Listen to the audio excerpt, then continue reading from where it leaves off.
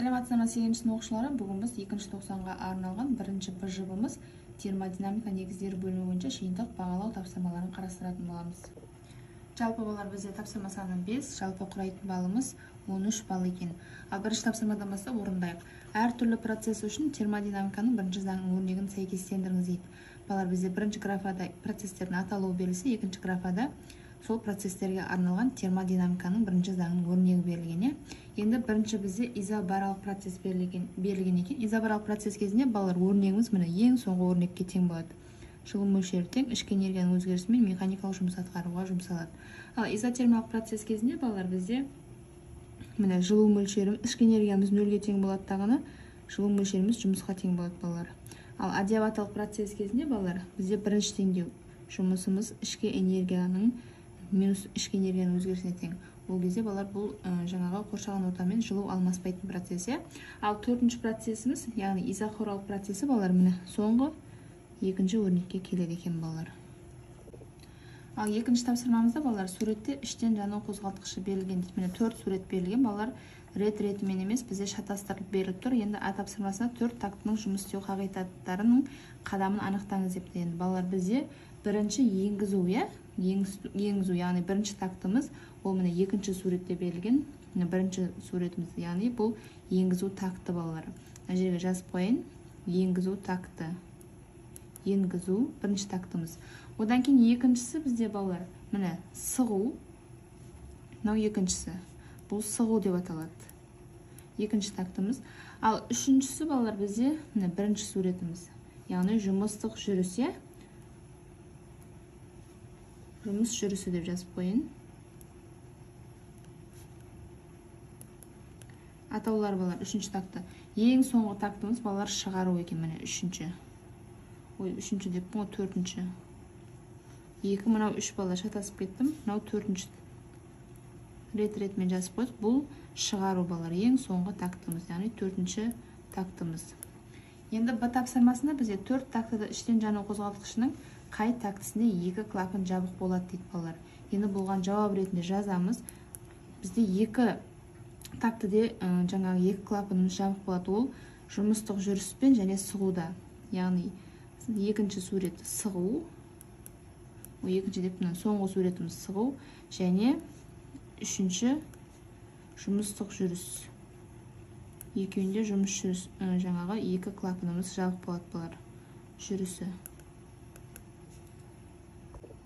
Ал үшінші тапсырмамызда балалар қыздырғыштың температурасы 227 градус Цельсий, ал салқындатқыштың температурасы 7 градус Цельсий дейді.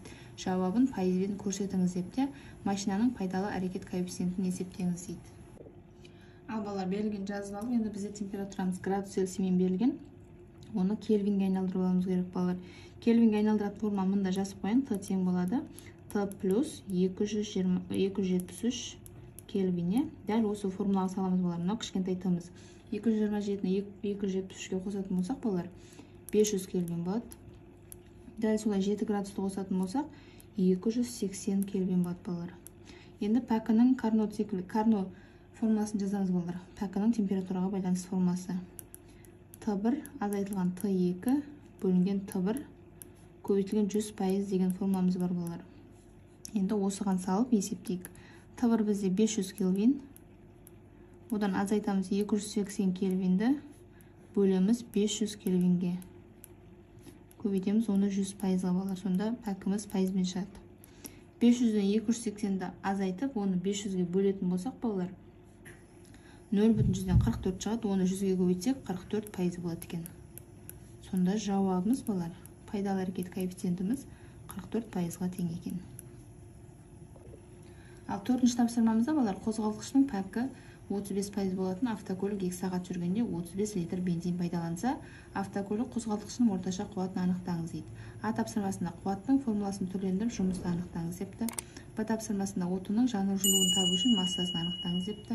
С тапсырмасында отын жанғанда бөлінетін жылу мөлшерін анықтаңыз. Мына жерде балалар бензиннің меншікті жану жылуы берілген. Д тапсырмасында қозғалтқыштың пәкісінің формуласынан қуатты анықтай отырып есептеңіз деген екен. Ал балалар берілгендерін жазып алдым. Мына жерде балалар бензиннің тығыздығын алып алдым. Оны оқулықтың соңында кестеден аламыз. Ал балалар, енді қыбыжық айналдырайық. Пайыздан құтылу үшін балалар пәкіні 100-ге бөліп тастаймыз. Сонда 0,35 болады. Енді 2 сағатты секундқа айналдыру үшін 1 сағатта 3600 секунд бар. 2-ні 3600-ге көбейтеміз. Сонда 7200 секунд болады балалар. 35 литрді метр кубқа айналдыруымыз керек. Литрде оның -3 дәрежесі метр куб бар. Сонда 35 көбейту оның -3 дәрежесі болады. Енді қалғандары өзі жаңағы шамалар. Енді бізде жұмысты тап деген массаны, жылу мөлшерін және қуатты түрлендіріп ал деген. Енді балалар, А тапсырмасы үшін пайдалы жұмысының формуласын жазайық. Қуатқа арналған пайдалы жұмысымыз тең болады балалар қуат пен уақыттың көбейтіндісіне. Ал Б тапсырмасында бізде массаны есептеңдер деген. Массаның формуласы балалар бензиннің тығыздығы мен бензиннің көлемінен бензиннің массасын тауып аламыз. Яғни тығыздық көбейтілген көлем. Ал одан кейін С тапсырмасында бізде жылу мөлшерін тап деген. Жылу мөлшері балалар меншікті жану жылуымен мына тапқан массаны көбейтіп тауып алады екенбіз. Ал соңғы Д тапсырмасында бізде қуатты есептеңдер деген. Енді пәкінің пайдалы және толық жұмысқа байланысты формуласын жазамыз балалар. Пайдалы жұмысымыз міне, толық жұмысымыз мынаған тең балалар. Жылу мөлшеріне тең. Сонда өрнегіміз былай болады екен. Пайдалы жұмысымыздың орнына N көбейту Т деп жазамыз. Ал толық жұмысымызға жылу мөлшерін жазамыз да осыдан қуатты түрлендіреміз балалар. Сонда қуатымыз пәкі көбейтілген жылу мөлшері бөлінген уақыт деген формуламыз келіп шығады екен. Енді осы 4 формулаға бізде бірінші формулада балалар санманы есептеп қажет емес. Б тапсырмасындағы тек формуласын жазып түрлендір деген балалар. Б тапсырмасындағы енді массаны есептеп алайық. Массамыз тең болады балалар. Тығыздығымыз 710 кг бөлінген метр куб. Көбейтеміз көлеміміз 35, көбейту оның -3 дәрежесі метр кубты. Ал есептесек балалар бізде 24850 шығады екен көбейтсек, оның -3 дәрежесі килограмм болады балалар.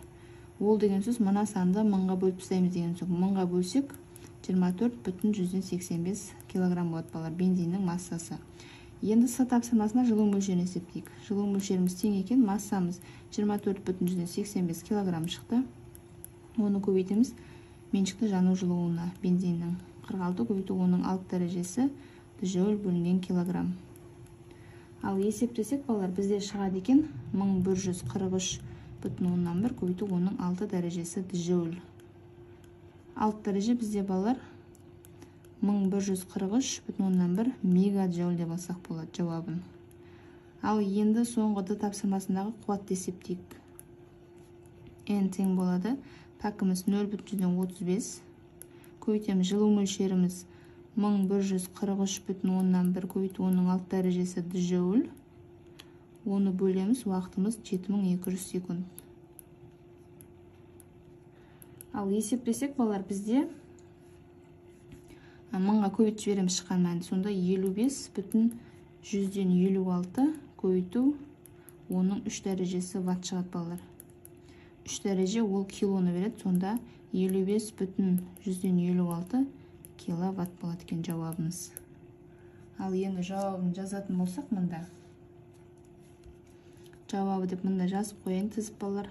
А тапсырмасының жауабы пайдалы жұмысымыз тең болды N көбейту Т. Б тапсырмасында массамыз 24,185 килограмм болды. Ал С тапсырмасындағы жылу мөлшеріміз 1143,1 мегаджоуль болды.